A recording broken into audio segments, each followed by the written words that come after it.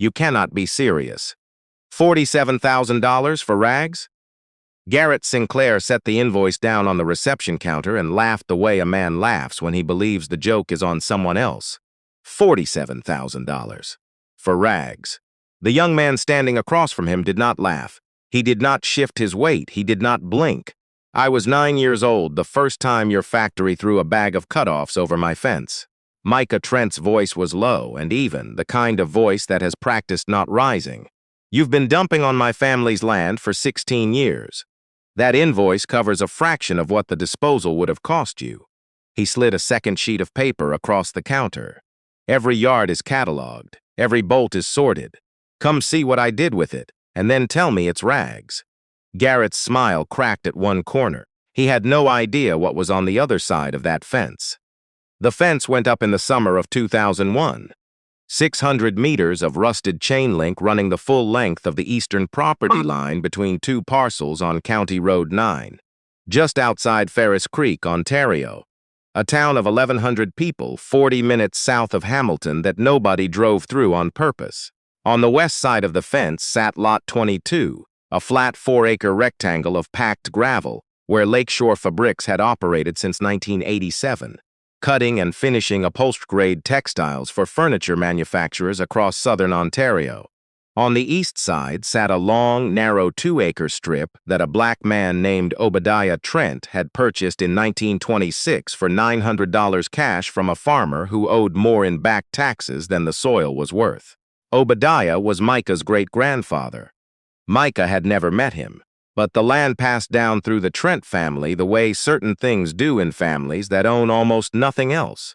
Quietly, without ceremony, each generation holding it because the one before had held it, and because letting go of it would have meant letting go of the only proof that an ancestor had once stood somewhere and said, "This is mine." By the autumn of 2024, the Trent side of that fence held a pile of fabric so large that drivers slowing down for the curve on County Road 9 sometimes pulled over to stare at it. Garbage bags, black and green, split open by weather and time, spilling bolts of color into the weeds. Rolled tubes of cloth leaning against each other like fallen logs. Loose offcuts caught in the chain link fluttering in the wind like strange flags. It looked like a landfill. It looked like neglect. It looked to everyone in Ferris Creek who had an opinion, like the mess a family too stubborn to sell their land deserved. And the pile belonged to Micah Trent.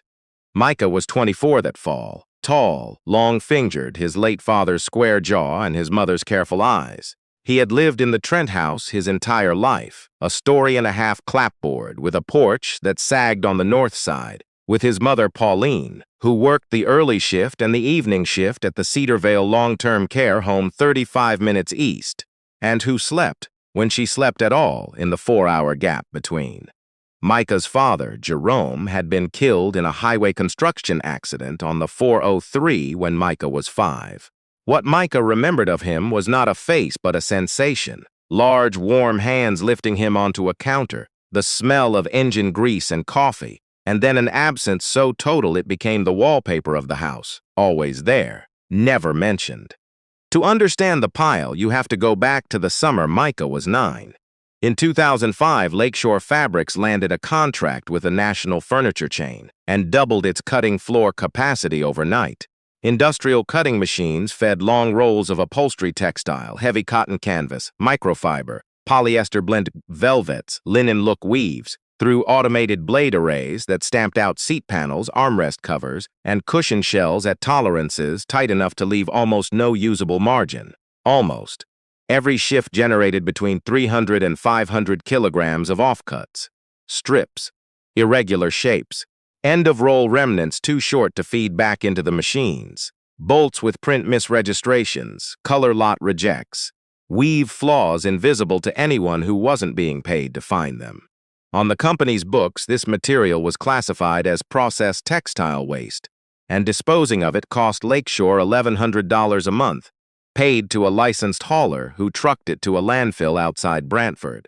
The hauler's bin sat at the back of Lot 22, 15 meters from the Trent fence. Twice a week, workers carried out bags of offcuts and tossed them over the side. Some of the bags split on impact. Rolls of fabric tumbled loose. Nobody picked them up. And twice a week, the hauler's truck came, loaded the bin, and drove away. Micah was 9 the summer he started watching that bin. He had nothing else to do. His mother worked doubles. There was no money for camp or sports registration. The library in town was a 20-minute bike ride, and his bike had a flat he couldn't fix. So he spent his days along the fence line, fingers hooked through the chain link, watching men in coveralls throw away fabric that looked to a 9-year-old who had never been told what fabric cost like the most extraordinary thing he had ever seen. Color after color, velvet that caught the light, canvas stiff enough to stand on its own. Rolls of something wine-colored and heavy that reminded him of the curtains in a movie about a rich man's house he'd watched once on his mother's phone. One Wednesday afternoon, he walked the length of the property line to the gap where a gate post had rusted off its hinge, stepped through onto Lakeshore's lot, and walked up to the loading dock where the bin sat. The afternoon shift supervisor was a woman named Bev Fenton, 52 years old, bad hip, 19 years on the floor. She looked down from the dock and found a skinny black kid standing in the gravel pointing at a bag that had split open, spilling a long roll of hunter green canvas onto the ground. "Is that garbage?" Bev looked at the roll, then at the kid, then at the fence. She made the calculation every floor supervisor makes when a child asks a simple question near heavy machinery. "Costs us $1,100 a month to haul it. You want it, take it, but you stay off this dock and you stay away from the trucks." 23 words. A woman and a boy, no paperwork. Micah dragged that roll of canvas home through the gap in the fence. It was heavier than he expected. The grass left green streaks on it. He didn't know what he was going to do with it. He only knew that watching it go to a landfill made something in his chest feel wrong in a way he couldn't name. The next week, he came back. And the week after that. Bev started telling her floor workers to set the split bags near the fence instead of waiting for the hauler. "The kid'll take it," she said. "Saves us the trouble." For the next 16 years, 2 or 3 times a week, the fabric came over the fence, and Micah Trent carried it home 1 armload at a time and did something with it that nobody in Ferris Creek saw coming. Here is what he actually did. At first, it was just a heap, a 9-year-old's heap. His mother came home between shifts, saw the pile growing behind the house, and stopped on the back step with her keys in her hand. "Micah, baby, what in the world is all this?" "Saving it," he said. She was too tired to argue. She went inside and set her alarm for 3 hours. That autumn, helping his mother clear out the hall closet, he found a wooden box behind a stack of old towels. Inside the box was a leather roll tied with a cord. Inside the roll were tools, a pair of heavy scissors with black handles, a metal thimble worn smooth, a curved needle, a seam ripper with a bone handle, and a folded sheet of paper. The paper was a pattern, hand-drawn in pencil on brown butcher's stock for a man's waistcoat. In the margin, in handwriting so careful it looked like print, someone had written, "A tailor does not waste. A tailor transforms." The tools had belonged to Micah Trent. Micah's mother told him the story that night while she ate standing up in the kitchen. Obadiah had come north from Virginia in 1919, one of thousands of black men who crossed the border looking for work that wouldn't kill them. He'd apprenticed to a tailor in Hamilton, saved every cent, bought the land in Ferris Creek, and run a small tailoring shop out of the front room of the house until arthritis closed his hands in 1961. His son, Micah's grandfather, had tried the trade and hated it. His grandson, Micah's father, had gone into construction. The thread had snapped 2 generations back. It landed on a 9-year-old with a heap of factory scraps and a dead man's scissors. Micah started teaching himself. He learned first that fabric left in bags rots and mildews, so he taught himself to unroll it, air it, and store it flat. He cleared out the old garden shed behind the house, swept the dirt floor, and built shelves from scrap lumber he found behind the hardware store. He sorted by weight, heavy canvas and upholstery-grade cotton on the bottom shelves, lighter weaves in the middle, velvets and delicates on top, layered between sheets of old newspaper to keep the dust off. He labeled each shelf with masking tape and a marker.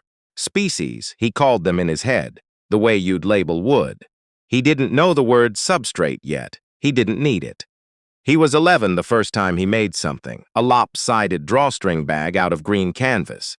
The seams crooked, the stitches uneven, sewn entirely by hand with Obadiah's curved needle and a spool of thread he'd bought at the dollar store for $1.40. The bag couldn't hold anything heavier than a sandwich without the seam pulling apart. He kept it anyway, hung on a nail above his bed where he could see it. He was 13 when he saved $45 from shoveling driveways in winter and bought his first sewing machine at a church rummage sale in Caledonia, a 1970s Kenmore heavy-duty, olive green, the bobbin case jammed with old thread, and a broken needle still locked in the clamp. The woman selling it said her mother had used it to make curtains. She wanted it gone. Micah spent 3 weeks cleaning it, oiling every moving part, replacing the needle, rethreading the bobbin by watching a video on his mother's phone. The first time he pressed the foot pedal, and the needle punched through a double layer of canvas in a clean, straight line. He sat there and listened to the machine hum for a full minute before he fed the next inch of fabric through. By 14, he was watching tailoring videos late at night, learning the difference between a bias cut and a straight grain, learning that fabric, like wood, has a direction, and that cutting against it makes the cloth twist and fight you, and cutting with it makes it fall the way gravity intended. He learned to cut a dart. He ruined 50 of them before he got one clean. He kept the ruined ones in a box the way you keep the evidence of your own education. To the town, he was a punchline. The pile at the front of the property grew every year, black bags splitting, fabric spilling into the weeds, and so did the nicknames. Rag Boy, the Garbage Kid. A senior named Craig Delaney leaned out of a truck window at the bus stop one October morning and asked Micah if his mom had signed him up for Project Runway. The laughter reached him a full beat after the truck had already pulled away. Micah pulled his hood forward and said nothing. He had learned by then that silence was cheaper than anger and lasted longer. His mother worried the way a woman worries when she has no time to worry. "Baby, that pile is going to bring the township down on us. People talk. Sell it to the quilting guild. Give it away. Get rid of it. It's not garbage, Mom. Eat. Then what is it, Micah?" He didn't answer. He didn't know yet how to say inventory. At 16, he sold his first piece, a messenger bag, double-stitched canvas exterior with a velvet-lined interior, a magnetic brass clasp he'd salvaged from a broken purse at the thrift store. He listed it online for $60. A woman in Burlington bought it within an hour. She left a review that said, "This feels like it should cost $300. Micah read that review 11 times. He didn't spend the $60. He drove with his learner's permit and his mother in the passenger seat to an estate sale in Dundas and came home with a 1960s Juki industrial straight-stitch machine, a cast-iron beast that weighed more than he did. The motor was seized. Nobody else had wanted it. $35. He spent that winter rebuilding it in the shed, replacing the belt, freeing the shuttle race, rewiring the motor with a wiring diagram he found on a forum run by upholstery professionals in Eastern Europe. When the motor finally caught and the needle moved in its clean mechanical rhythm, he stood in the cold shed and watched it run for 5 full minutes before he turned it off. That became the pattern. Make a piece. Sell it. Take the money to a sale or an auction or a closing down shop and buy something broken and old that nobody wanted. Bring it home. Bring it back to life. A walking foot machine for heavy leather and canvas. A serger that a seamstress in Kitchener had given up on. A steam press he found behind a dry cleaner that was shutting down. The owner standing in the doorway and said, "Take it. I'm done." Over the years, he wired the shed for proper power, installed lights, built a long cutting table from a solid core door laid over sawhorses, and hung Obadiah's tools on the wall above it, the scissors, the thimble, the curved needle, the bone-handled seam ripper, the waistcoat pattern in its frame. And the whole time, the fabric kept coming over the fence, and Micah kept sorting it, cataloging it, dating it, storing it. He learned the slow lesson these things teach if you're patient enough to listen, the difference between price and value. A meter of upholstery velvet that Lakeshore Fabrics classified as waste because it had a 6-centimeter color shift at the edge of the dye lot was, in Micah's hands, the lining of a weekender bag that a man in Toronto paid $400 for. A bolt of heavyweight linen rejected for a thread slub every third meter was, after Micah cut around the slubs, enough material for a dozen journal covers that sold out in an afternoon. What the machines couldn't use, his hands could. What the spreadsheets called zero, his eye called opportunity. What nobody in Ferris Creek understood, what they couldn't see from the road, was that the ugly pile at the front was just a face. Micah kept the unsorted bags at the fence line where they caught the eye and earned the nicknames. But behind them, hidden from the road by the bulk of the house and the old elm that leaned over the driveway, was something else entirely. The shed had become a workshop. Then the workshop had become a studio. Then Micah, at 20, had built a second structure beside it, framed with lumber he'd bartered for with a contractor in exchange for a custom tool roll, and clad in corrugated steel he'd bought from a barn demolition for $200. Inside, the space was clean, bright, organized in a way that would have made a factory floor manager weep. Long cutting tables, industrial machines in a row, each one restored, each one humming. Rolls of sorted fabric on floor-to-ceiling shelves, organized by weight, by color, by weave, labeled with dates going back 16 years. Finished pieces hung on a rail along the far wall, bags, jackets, aprons, tool rolls, a heavy canvas weekend duffel with leather handles that Micah had spent 3 months perfecting. Not a pile, a catalog, not a shed, an atelier. He told no one. His mother knew there were machines out there. She had never gone in. She left for Cedarvale before dawn and came home after dark, and her son's quiet industry at the back of the property had become, over the years, just another fact of the house, like the sagging porch and the silence where her husband used to be. In the spring of 2024, Lakeshore Fabrics was acquired. A national textile conglomerate called Meridian Group bought the operation, installed new management, and renamed it Meridian Ferris Creek. The floor supervisor, who had inherited Bev Fenton's handshake arrangement, had retired 4 years earlier. Bev herself was 69 now, doing crossword puzzles in her apartment in Caledonia with a heating pad on her hip. Nobody at the new ownership level had any memory of the arrangement at the back of Lot 22. Then Meridian sent in a man named Garrett Sinclair. Garrett was 34, MBA from Western, lean operations certificate from a program he mentioned in every meeting. He walked the cutting floor with a tablet in one hand and a smartwatch on the other wrist, tapping notes while people were still talking to him. He looked for inefficiencies the way a hawk looks for movement. On his second day, he found one. He watched a floor worker carry 3 bags of offcuts toward the back of the lot instead of the main waste bin. Garrett stopped walking. "Where's she taking those?" The shift lead shrugged. "Old arrangement. Kid next door takes our scrap." Old arrangement was not a phrase Garrett Sinclair tolerated on a balance sheet. In his office 20 minutes later, he pulled the property records. Owner of record, the Trent estate, same address since 1979. He pulled the satellite view and saw the heap from above, a long dark smear along the eastern fence. He pulled 5 years of disposal invoices, $1,100 a month, every month, through 3 ownership changes. 2 columns formed in his mind before he finished his coffee. Liability, opportunity. On a Tuesday afternoon in early November, Garrett put on a pressed shirt, picked up his tablet, and walked through the gap at the back of the Trent property to settle the matter. He found Micah in the studio, bent over the cutting table, guiding a rotary cutter along a steel ruler through 4 layers of charcoal canvas. The cut was long and clean and did not waver. Garrett glanced at the machines, the shelves, the fabric. He read none of it correctly. "You the kid who takes our scraps?" Micah set the cutter down, blade retracted and straightened.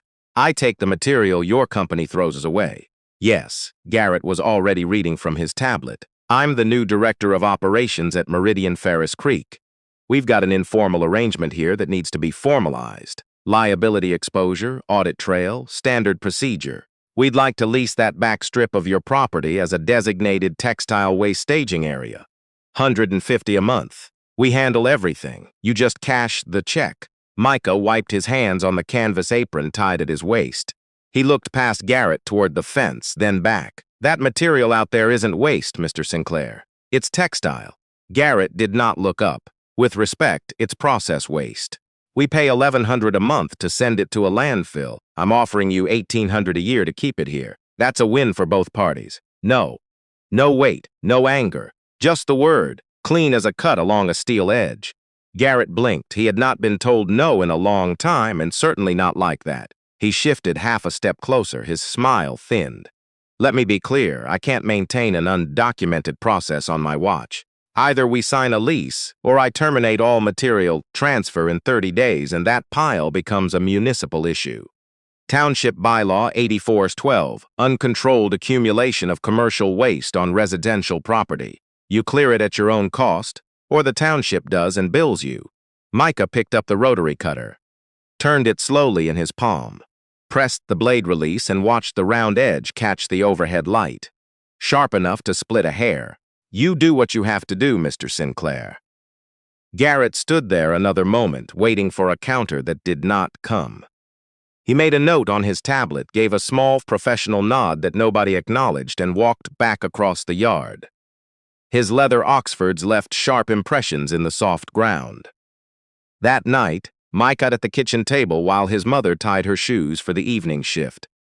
He told her about the letter that was coming. So sign the lease, baby. 150 is 150. No, Mom. She stopped tying. The tiredness in her face was the kind that lives in the bone.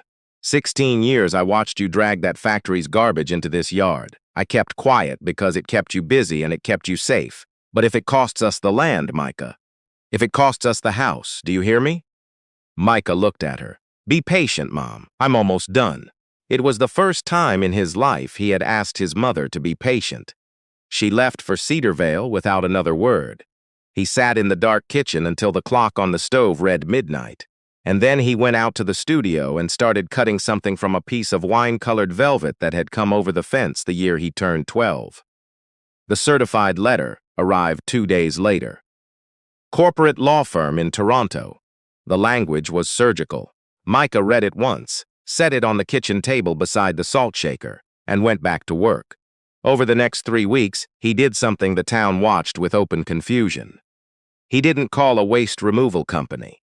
He didn't rent a dumpster. He took the entire ugly face of the pile, every split bag, every loose bolt, every scrap caught in the chain link, and he moved it, armload by armload, bin by bin, back into the studio and the storage building beside it, sorting as he went until the long strip of ground along the fence was bare earth and flattened grass. From his office window, Garrett Sinclair watched the ground clear. On the afternoon of the last day, he stood with his coffee and felt the clean satisfaction of a manager who had resolved an inherited liability. He typed a note into his project tracker. Trent property cleared. File closed. He had gotten the tone wrong. He didn't notice. The next morning, Micah put on the one collared shirt he owned, slid a thick cream envelope into his jacket, and drove to the Meridian Ferris Creek front office. He asked the receptionist, a woman named Anita, to give the envelope to Mr. Sinclair. He said he would wait. 4 minutes later, Garrett came around the corner with the envelope already open. You cannot be serious. $47,000 for rags? Micah told him the math. He did not raise his voice. The $1,100 a month, the 16 years, the $211,000 in disposal costs that never appeared on Meridian's books because the Trent land had absorbed them. The invoice, he said, was barely a quarter of that figure. He thought it was more than fair. Garrett recovered first. This is extortion. We had a verbal understanding that you'd take the material for personal use. And I have. Micah reached into his jacket pocket and pulled out a small brass ring, a ring he had hand-cast himself from salvaged hardware, polished to a warm glow. I'd like you to come back to my property with me, Mr. Sinclair. I'd like you to see what personal use looks like. Something in Garrett, some instinct that had nothing to do with the balance sheet, wanted to know what was behind that fence. He nodded once. They drove back together, past the house with its sagging porch, past the bare ground where the pile had sat for 16 years, to the studio at the back of the lot, its walls clad in corrugated steel that, according to Meridian's old books, had been paid for by selling material that did not officially exist because it had been written off as waste. Above the door, on a salvaged oak beam, there was a sign, a single piece of dark-stained wood, the letters carved by hand in a plain, deep font that looked, in the morning light, like they had been there forever. A tailor does not waste. A tailor transforms. Garrett stopped beneath it. He said nothing. Micah unlocked the door, pushed it open, and stepped to the side. "After you." Garrett stepped in. His breath caught, a half-inhalation that never quite became words. The light came down from high windows in clean shafts onto a swept concrete floor. The air smelled of canvas and machine oil and the faint, warm scent of pressed cotton. The studio was not a shed. It was a production floor, a restored 1960s Juki industrial stitcher, a walking foot machine, a serger, a steam press, a long cutting table with a steel ruler bolted along its edge. Overhead, fluorescent tubes cast even light across every surface. Every machine was old. Every machine gleamed. And along both walls, on floor-to-ceiling shelves, sorted by weight and color and weave and labeled in the same handwriting that was on the invoice in Garrett's hand, was fabric. Not a pile. A library. Canvas on the left. Cotton drill in the center. Velvets on the right, linens in the far corner. Each shelf labeled with a date, some going back 16 years. On a small desk in the corner sat a wooden box with a leather roll beside it. Garrett opened the box without asking. Inside was a notebook. Columns of entries, date, material, weight, estimated retail value per meter, a running total at the bottom of each page, written in pencil in careful handwriting that picked up where an older water-stained waistcoat pattern left off. "I used your company's own wholesale textile rates," Micah said. "Discounted 60% for short lengths and irregular cuts. The math is there. Check it." Garrett didn't answer. He looked from the machines to the shelves to the finished pieces hanging on the rail. A duffel bag in charcoal canvas, a crossbody in wine velvet, a set of aprons in heavy linen, a weekend bag with hand-stitched leather handles, and then back at the young man standing in the clean light of his own studio. When Garrett finally spoke, his voice was not the voice that had walked in. "You built all of this yourself?" It was not quite a question. "Started when I was 9, Micah said. One bag at a time." The legal work that followed was shorter than Garrett Sinclair expected. There were meetings. There were lawyers in a boardroom in Hamilton. Micah sat at a long table with his calloused hands resting flat on the wood and did not argue. There was no version of national conglomerate sues 24-year-old black artisan for taking out their trash that played well in any newspaper in the country. They settled. Meridian paid Micah $12,000 and signed a 10-year contract. The factory would sell all its offcuts to a newly registered business called Trent Textile Works for 8 cents on the dollar of original material cost. Garrett framed it in his internal report as converted disposal liability into incremental revenue stream. He was commended for the initiative. He never understood which way that contract actually ran. But the settlement is not where the empire came from. Here is where it came from. Micah took the $12,000 and didn't bank it. He took a photograph of his first messenger bag, the one with the brass clasp, standing on the cutting table in the morning light, the shelves of sorted fabric visible behind it, and posted it online with a single sentence. "This fabric was thrown away the year I was born." By the end of that week, the post had been shared 26,000 times. By the end of the month, a reporter from the Hamilton Spectator had driven down County Road 9 and stood under the carved sign with a recorder running while a soft-spoken 24-year-old explained, bolt by bolt, what 16 years of a factory's garbage could become. The orders came faster than one man could fill. So Micah did what Obadiah Trent's tools and his careful pattern had been quietly preparing him to do his whole life. He turned a craft into a system.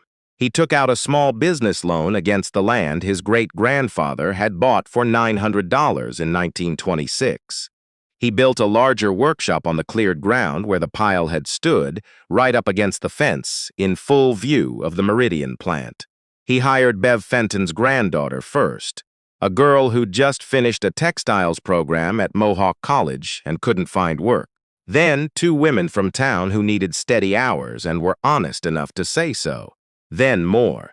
He negotiated to buy not just Meridian's offcuts, but the offcuts of 3 other textile operations across southern Ontario and into Quebec, hauling home by the vanload what every balance sheet in the region had written off as worthless.